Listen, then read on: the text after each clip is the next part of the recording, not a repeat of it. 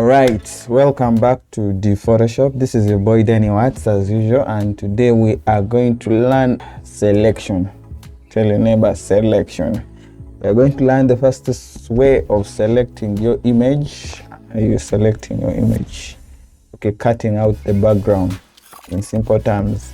So I'm going to show you a newer way of doing a quick selection.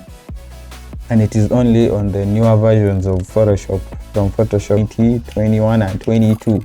That's where you can get this action. Let's get into it. Let's jump into it. As you see, I have a photo of my favorite songwriter, artist, something like that. That is my boy Branley. And as you can see, he posed very well, and it was taken in just a room without any background, without anything. Anyway, so I want to show you the quickest way of cutting him out. I want to show you the quickest way of getting that result. Are we together? So let's get on to it. Let me just turn off this. This is what I've already done. So what we are going to do is, let me put this in the background. What we are going to do, we are going to duplicate this once. Clicking Ctrl J, or if you are using a Mac, you can press Command J to duplicate it once. Or if you don't want to use the shortcut language, you can press Alt and pull it upwards and then drop it. Yeah, you would have duplicated it. So then after that, we can close this behind layer. Then we come and look for any selection tool from the sides. Let's use the quick selection tool. Yeah, on the quick selection tool, we are not going to now select using the quick selection tool. We are going to let the machine select for us the object. So what we are going to do, we are going to come to select subject. Sorry, I know I tend to misconfigure things. As you may see, it has done a pretty nice job to select the subject. As you see, it has selected the object quite well. See, if I'm to create a mask, you see it has created quite a very nice selection. But as you may see, there are some things that we have missed. There are some parts that we have missed out on the sides, which is here and here. Are we together?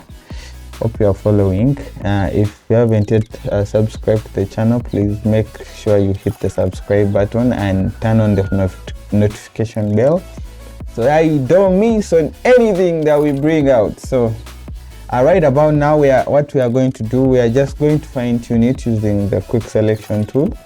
So what you are going to do, you are just going to come to the object, click on the object, then select that part that the computer might have missed out. Just do a selection of it.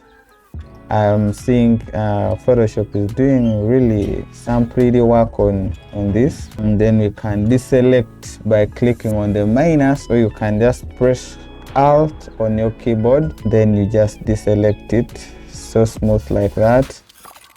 As simple as that. Then you can also fine tune those parts that Photoshop did not work on them well. Let me just do a rough selection for just this tutorial, not to become so long. Right about now, I think that one looks pretty well. Then you can also fine tune here. See, Photoshop is trying to do the best it can, but it makes some mistakes. So the same way we did the other side, Alt, then you do the you deselect, or you just come here, click on the minus, then can do the deselect. Yeah, but using the shortcut keys, it helps you do it a little more faster. Hope we are together. And then now you can just select and contrast. You can just delete this. So we